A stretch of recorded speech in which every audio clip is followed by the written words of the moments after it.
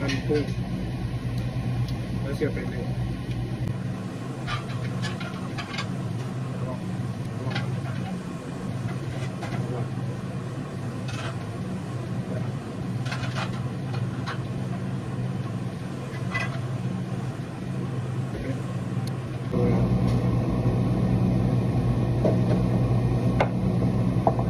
ใส่น้ำมันงา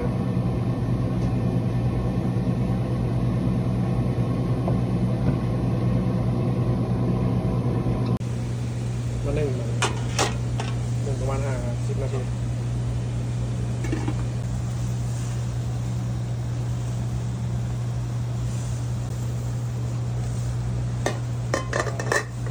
บัวหอยจะหนึ่ง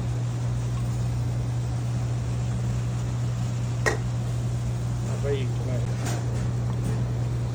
ว้าวโอเคทำเสร็จแล้วนะมาแล้วน่ากินบ่ทุกคน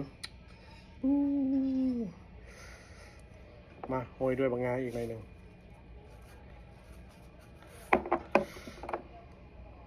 ซอสอันนี้เป็นซอยซอสกินกับแบบนะเกี๊ยวซ่ามาลองชิมมึงดู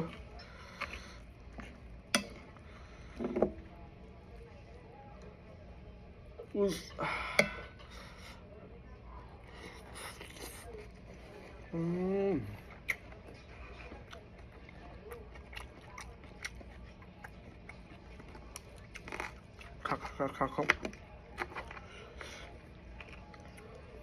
ลองให้กินแล้วทุกคนเอามือนำเด้อมันเป็นอย่างกินคนเดียว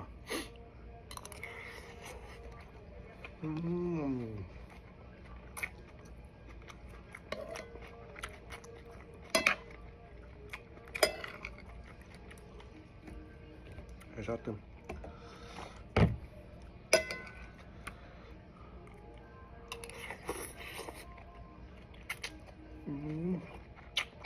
ครับ